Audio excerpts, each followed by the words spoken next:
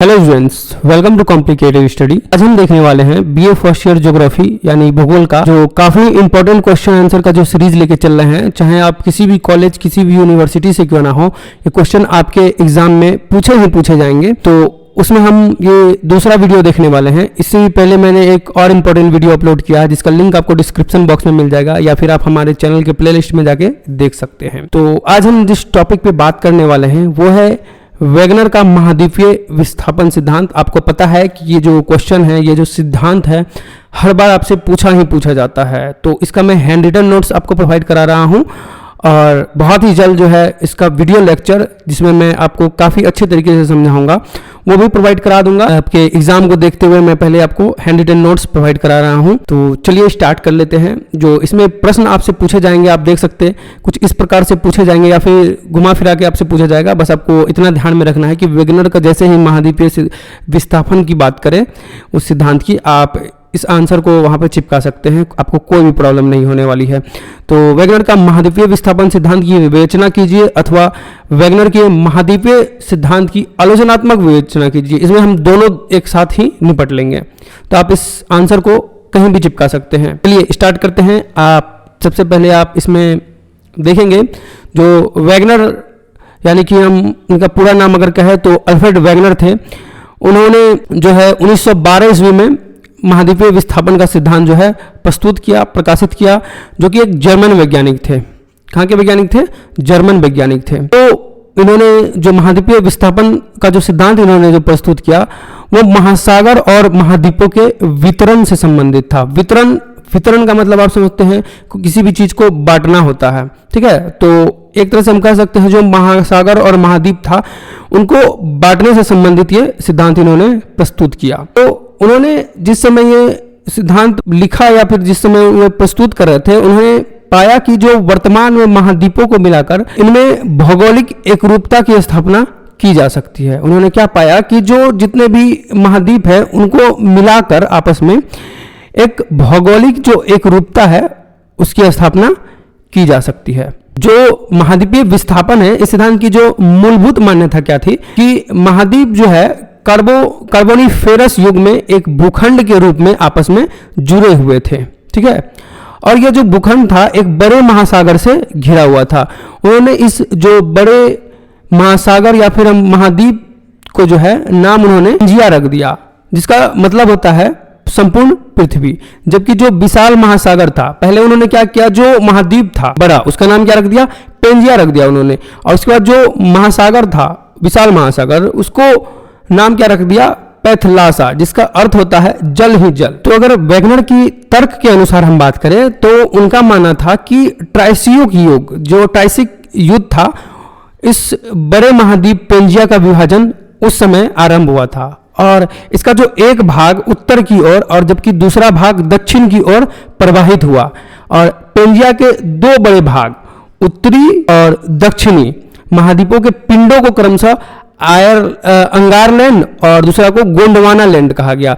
मतलब कि उत्तरी भाग जो था उसको अंगार लैंड और दक्षिणी जो महाद्वीप था उसको गोंडवाना कहा गया। और ये जो दोनों भाग थे वो दोनों भाग एक दूसरे के विपरीत जब खिसकने लगे तो जिसके कारण जो है एक महासागर खुला, एक महासागर बना और जिसे क्या कहा गया? टेथिस कहा गया, टेथिस सागर कहा गया या फिर टेथिस सागर हम लोग कहते हैं। तो अब हम देखेंगे कि जो महाद्वीपीय विस्थापन है उसके सिद्धांत के पक्ष में जो प्रमाण मिलते हैं उनको हम देखेंगे।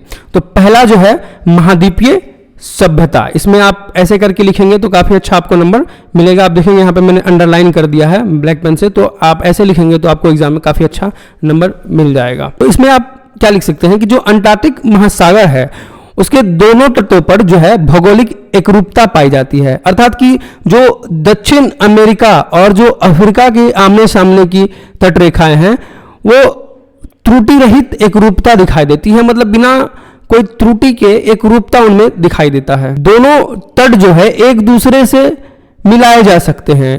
इस प्रकार साम्यता को वेगनर ने सामान्य स्थापना कहा है। इसी प्रकार उत्तरी अमेरिका के पूर्वी तट को यूरोप के पश्चिमी तट से तथा दक्षिणी अमेरिका के पूर्वी तट को अफ्रीका के पश्चिमी तट से मिलाया जा सकता है। अब हम देखेंगे इसका दूसरा पॉइंट जो कि है महासागरों पर चट्टानों की आयु से में समानता। मतलब कि आधुनिक समय में महाद्वीपों की जो चट्टान के निर्माण के समय रेडियोमेट्रिक काल निर्धारण प्रणाली जो है उससे आसानी से जाना जा सकता है। 200 करोड़ वर्ष प्राचीन शैल समूह की पट्टी ब्राजील तट और अमेरिका तट पर मिलती है जो आपस में मेल खाती है। इसे यह सिद्ध होता है कि कभी यह आपस में एक दूसरे से जुड़े हुए थे। तीसरा पॉइंट हम लोग लिखेंगे इसमें, जीवाश्मों का वितरण, यानी कि जो विभिन्न महाद्वीपों में पाए जाने वाले जीवाश्म का वितरण जो है वैगनर के सिद्धांत को ही नहीं कहीं पुष्ट करता है। विभिन्न महाद्वीप हैं उनमें जितने भी जीवाश्म पाए जाते हैं उनका वितरण जो है वैगनर के सिद्धांत को कहीं ना कहीं पुष्ट करता है, कहीं ना कहीं एक तरह से सपोर्ट करता है। जैसे कि छोटे छोटे जंतुओं जैसे कि लेमिंग मछली हो गया, जीवाश्म जो है कनाडा में पाया जाता है। मेसोसारस नाम का एक जो छोटा रेंगने वाला जीव है वह दक्षिण अफ्रीका तथा ब्राजील के दक्षिण क्षेत्र में पाया जाना आदि। चौथा पॉइंट है हिमानी निक्षेपण, यानी कि कार्बोनिफरस युग के हिमानीकरण के प्रभाव ब्राजील, फॉकलैंड, दक्षिण अफ्रीका, प्रायद्वीपीय भारत तथा ऑस्ट्रेलिया में पाया जाना तभी संभव हो सकता है जब सभी स्थल भाग एक दूसरे जो कभी ना कभी एक दूसरे के साथ रहे हो तथा दक्षिणी ध्रुव डरबन के पास रहा हो। इसमें हम देखेंगे प्रवाह संबंधी बल।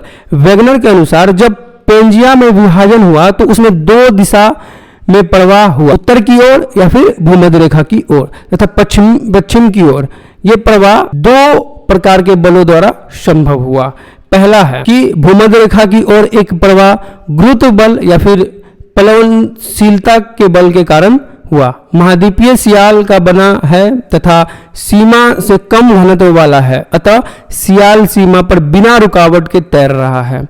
और इसमें हम दूसरा देखेंगे, महाद्वीपों का पश्चिमी दिशा की ओर प्रवाह सूर्य तथा चंद्रमा के ज्वारीय बल के कारण माना गया है।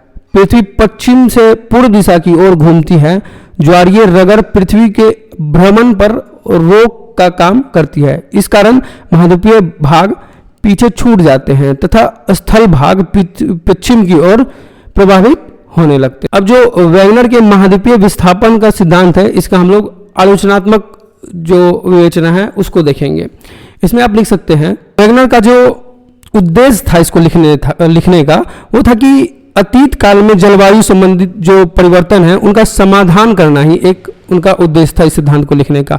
लेकिन जो समस्या आगे आती गई तो सिद्धांत क्या हुआ, बढ़ता गया।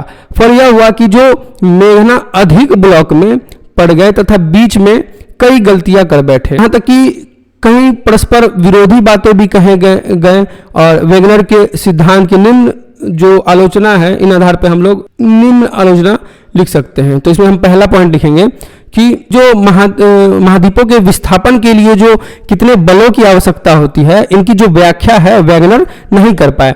उनका मानना था कि उत्तर की ओर विस्थापन गुरुत्वाकर्षण बल के द्वारा होता है तो पश्चिम की ओर विस्थापन ज्वारीय बल के द्वारा होता है। ये जो दोनों बल है महाद्वीपों के विस्थापन के लिए पर्याप्त नहीं है। इसमें हम दूसरा पॉइंट लिखेंगे कि अंटार्कटिक महासागर के दोनों तटों की भूगर्भीय विशेषताएं हर जगह मेल नहीं खाती। और तीसरा पॉइंट है कि जो कार्बोनिफेरस युग था उससे पहले जो है पेंजिया किस बल द्वारा स्थिर था, इसका तर्कसंगत उत्तर वैगनर नहीं दे पाए। मतलब कि जो कार्बोनिफेरस युग था उससे पहले जो पेंजिया स्थिर था वो कैसे था, उसका उत्तर वैगनर ने अभी तक नहीं दे पाया था। उसके बाद हम लोग चौथा लिखेंगे इसमें कि वैगनर ने कई परस्पर विरोधी बातें बताई। प्रारंभ में उन्होंने बताया कि सियाल जो सीमा पर बिना रुकावट के तैरता रहता था। बाद में उन्होंने बताया कि सीमा से सियाल पर रुकावट आई। ये हम लोग इसको मान भी लेते हैं, यदि सियाल सीमा कठोर है तो सियाल जो है उस पर तैर कैसे सकता है। ये यहाँ पे विरोधी बातें हो गई। ये था अंत इस वीडियो का। मिलते हैं अगले वीडियो में, तब तक के लिए बहुत बहुत धन्यवाद।